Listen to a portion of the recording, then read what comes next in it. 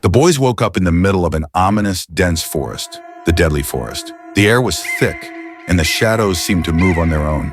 They were disoriented, heart pounding with fear. The ground beneath them felt unstable, as though the earth itself was alive, waiting to devour them. A chilling voice echoed through the trees, causing their hearts to skip a beat. It was the old woman. "You have trespassed into my domain," the voice rang out, reverberating through the forest. "And now you will face the consequences. The games begin. Fail, and you will never leave." The spirits of the forest manifested around them, their glowing eyes watching every move. The boys, John, Sam, Lenny, and Mike, shuddered as they realized they had no way out. "You will play 3 games," the old woman continued. "Each will test your will, your greed, and your soul. Fail one and you're trapped here forever. Choose wisely." The boys exchanged uneasy glances. Their fate was sealed. There was no turning back. The first game, the Beast's Hunt. Without warning, the forest erupted in chaos. Monstrous, ravenous beasts were released to hunt them down. The boys sprinted, their breath heavy, their hearts racing, as the savage creatures closed in on them.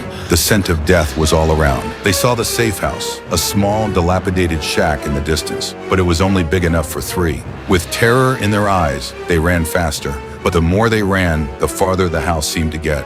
John suddenly realized something. It was his fault. He was the reason they were here. He was the thief who had stolen the bag. The old woman was punishing them all. Determined to make things right, John stopped running. He was ready to sacrifice himself. As a beast lunged at him, everything went dark. When he opened his eyes, he found himself in the safe house. He had passed the first test. The others stumbled in shortly after, breathless and terrified, except for Mike. He hadn't made it. John's heart sank. It was becoming clear. This was no ordinary game. This was karma, and karma had no mercy. The second game, the temptation of greed. The boys were given a small meal to rest. The food in the pot looked so abundant, yet they were only given a meager portion. They were told to rest, to prepare for the next test. But as the house grew quiet, the temptation was too much for Sam. Unable to resist, he snuck into the kitchen. The smell of the food was intoxicating. One bite led to another, and before he knew it, he had devoured most of what was left. Sam collapsed on the kitchen floor, his body lifeless. He had failed. John and Lenny stared at his body in disbelief. Greed had claimed another life. The game wasn't over yet. The final test, the choice of sacrifice. Now it was just John and Lenny. The old woman appeared again, her eyes cold and filled with judgment. "The final test is simple," she said, her voice echoing ominously in the forest. "One of you must remain here, the other may leave. Choose wisely." Lenny's eyes narrowed. "This is your fault, John," he yelled. "You brought us here. You stole the bag and now we're trapped." John's mind raced.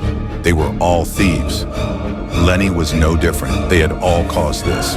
But Lenny wouldn't admit it. He blamed John, pointing fingers, trying to absolve himself. The old woman's voice cut through the tension. "Your choices will decide your fates." She gestured to a steep cliff, looming in the distance. "Climb, and you will be freed. Fail, and you will remain in my world forever." John and Lenny struggled to climb the cliff, their hands raw from the jagged rocks. The climb was treacherous, and both were slipping. The test wasn't just physical, it was mental. John, filled with remorse and guilt, finally found his footing and made it to the top. He looked down, expecting to see Lenny close behind, but Lenny, panicked and desperate, kept blaming John, yelling at him. "It's your fault! You ruined everything!" Lenny screamed, his eyes wild with rage. In his frenzy, he lost his grip. His hands slipped, and with a scream, he plummeted to the ground below. John's heart raced as he watched Lenny's body fall. The test had taken everything, every ounce of their soul. What would you have done if you were in John's shoes? Would you have sacrificed yourself for your friends? Or would you have taken the chance to escape on your own? Comment below and let me know.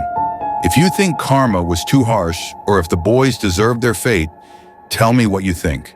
And don't forget to like and share if you want to see more stories like this. And then, in an instant, everything stopped. John, the last survivor, opened his eyes.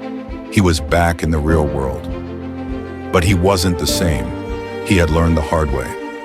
From that day on, John never stole again. The lessons of karma were imprinted on his heart, a constant reminder that greed always comes with a price.